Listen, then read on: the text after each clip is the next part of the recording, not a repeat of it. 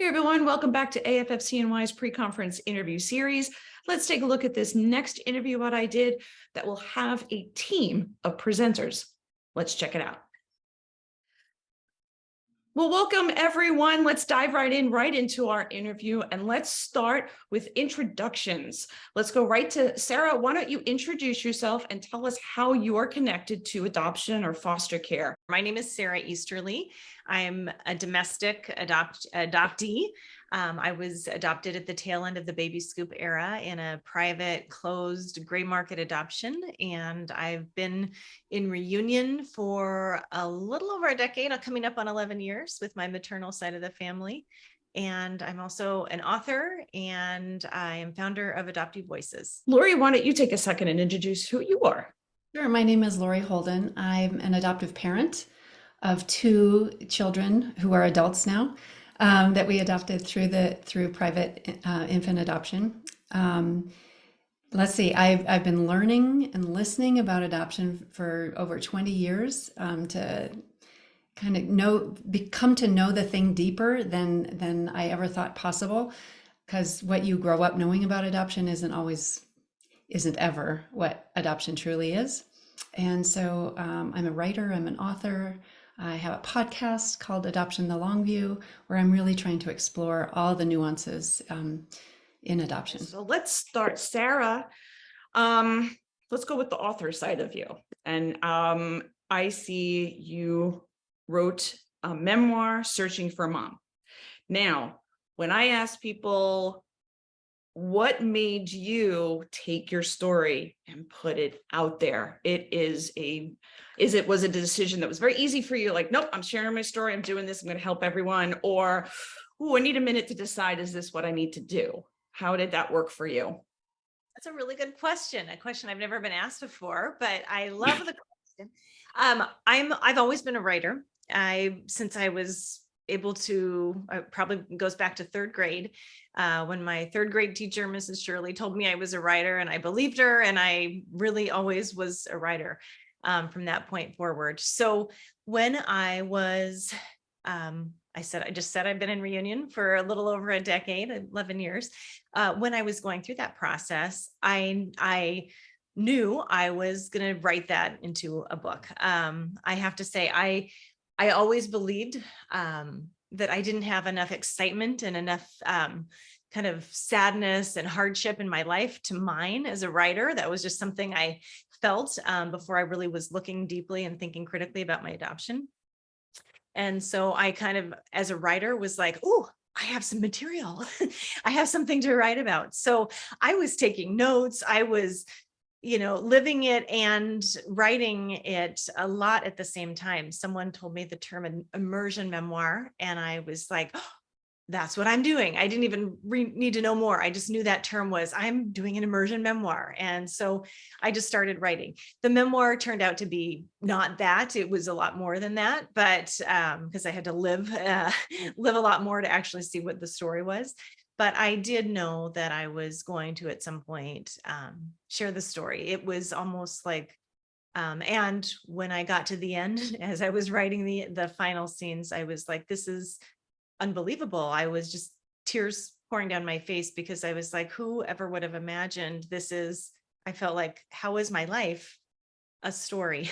How did it turn into this character arc and this, all these pivotal scenes, a hero's journey that I didn't even realize I was living, but I did as a writer. I was able to see it. I was able to step out of my life and see my own hero's journey.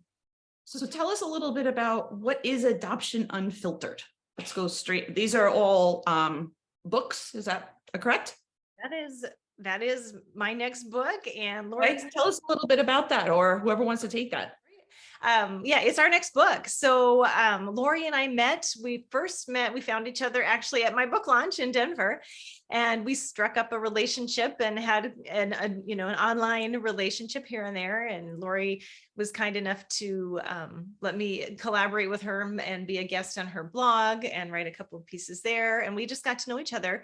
And then we ended up in conversation together after some kind of news in the adoption industry, and we started talking. And at the as we were wrapping up the conversation, we were like, oh, we just both kept saying so many good things. And we are like, we should write a book together. And then we knew we wanted to have a birth mom as well. And we ended up meeting Kelsey a few months later. And we were like, oh my gosh, we've got to invite Kelsey in on this. And we approached her and she said yes. So the three of us collaborated on this book together called Adoption Unfiltered. We started that process 2.5 years ago, started outlining it. And then as a result of all these conversations working on the book, we ended up having kind of a similar thing where we were like, we should talk about this, because we were collaborating on the book, but we were having so much more than just like work sessions on the book. We were collaborating together. We were getting to know each other. We were building a relationship together. We were bouncing ideas off of each other. And so we started a podcast as well. So it's kind of a joint efforts of the podcast and the book coming together as one. Lori, you've written a book before about the adoptive parent perspective. How is this different? Yeah, my first book was called The Open-Hearted Way to Open Adoption. And when I met Sara and read her book, which I highly endorse, I think especially adoptive parents should read that, and other people can read it too. But what I got from that and from the writing that she did on my site, I just saw this thread of openness, which was the basis of my orientation too. And so when the two of us joined forces about just making more of the unknown in adoption known, and Kelsey's all about that too. She's an advocate for reform, about doing things more transparently. This is where we've come to with Adoption Unfiltered, both the project of the book and the project of the podcast.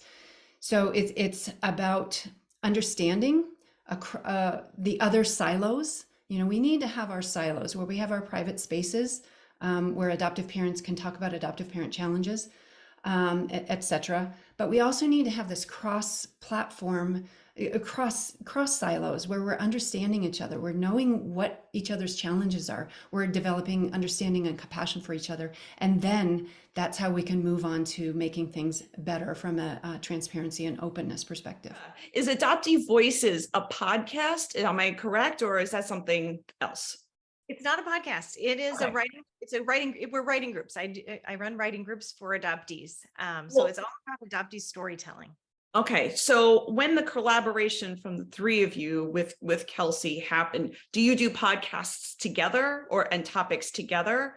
And how does that, why do you feel that having the three of you together makes it different? So let me give you an example.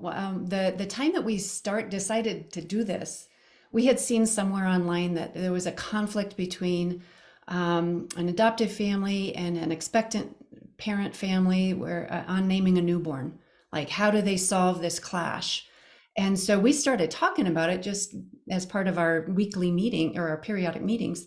And I was learning so much from what Sara was saying about her name and her viewpoints on names and what she hears from people in Adoptee Voices on their names. And I was hearing so much from Kelsey on what it's like for a birth parent to have to, for an expectant parent to relinquish all of that control over naming in a domestic infant adoption.